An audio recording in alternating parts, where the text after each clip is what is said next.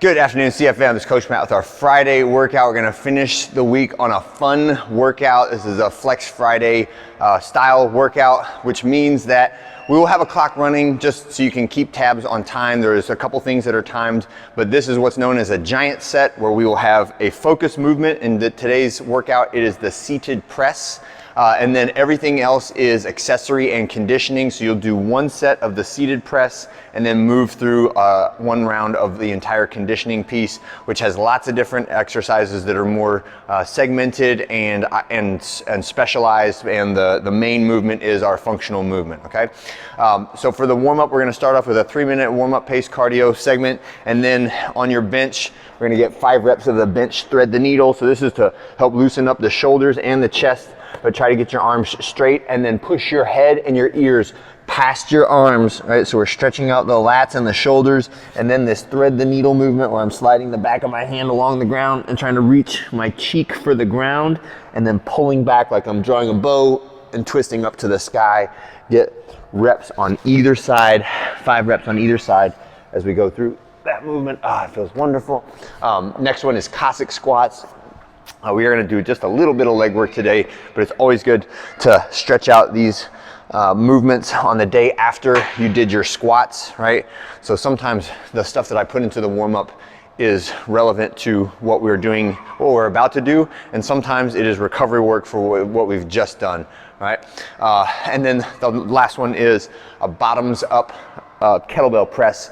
So this is warming up the grip muscles as well as our shoulder complex in preparation for some vertical pressing. So make sure you got a relatively challenging kettlebell here. So if you can hold it at like an angle like this, it is not heavy enough. It needs to be heavy enough that it challenges the balance of all the muscles in your shoulder, and that will help you to also engage your core and be more intentional about the direction in which you are pressing, all right? So bottoms up kettlebell press. For the workout, you'll need a bunch of stuff. So this is a great workout to do with a small group or a team because you don't have to get out every single one of those things. You can kind of share and just go in order.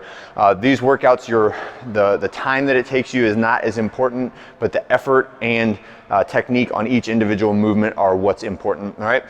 So seated press, we are in the volume phase of our seated press strength training. So this is higher reps and moderate weight. So 16, 14, 12, and 10 are the rep ranges. Start in the 65-ish% range for your seated press. And if you can, try to go up every round. However, recognize that when you do the alternate exercises, like we're gonna do dumbbell curls, we're gonna do tricep extensions, we're gonna do chest flies, and those are all, and the farmer hold, that is all gonna fatigue your shoulders and your arms. So you may not be able to go up, you may have to go down in weight depending on how hard you go on the accessories. So just be flexible on that and focus on the volume and getting all those reps really, really good looking, and don't worry so much about the percentage as long as you're in that relative range, okay? So seated press is our main movement, same height setup as the bench press. I'm just sitting on my butt, feet on the ground. Make sure when I press, I don't want to be leaning back with my feet up off the ground like that, even though it might feel a little bit stronger because I can lean back a little bit. Try to engage your core, pull your rib cage down, and make this the same movement as our standing shoulder press, okay? That's our main functional movement. When I get done with that, we'll go down through the list of accessory stuff. So you will have all different weights for these. I would like for you to have heavy kettlebells or dumbbells for the static farmer hold, and you are just standing with good posture. So I'm tucking my chin, my ears are over the tops of my shoulders, standing for 1 minute. 70 is not the heaviest that you can go, right? If you want to grab a pair of the 85-pound dumbbells and hold for a minute, absolutely do it. Make sure that your grip and shoulders are feeling the challenge of this by the time you get to the end of the minute. If you need to rest in the minute, it might be a little bit too heavy. But if you finish the minute and you're not tired, then probably you should go heavier, right?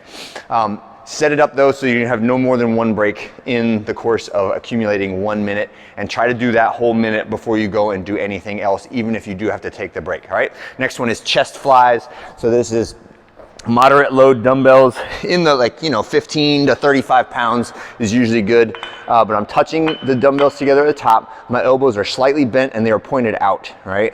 And then I'm reaching out and down until the dumbbells get to about the level of my chest, and then pulling them back together with my pecs, right?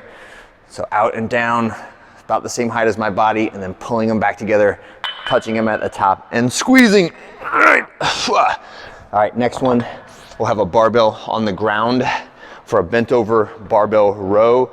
So I would like for the shoulders to be just slightly higher than the hips. I don't want to be standing up where the bar is hanging at my kneecaps. All right, I want it to be in the middle of my shins, and then I'm pulling with vertical forearms until it touches somewhere around my rib cage, right?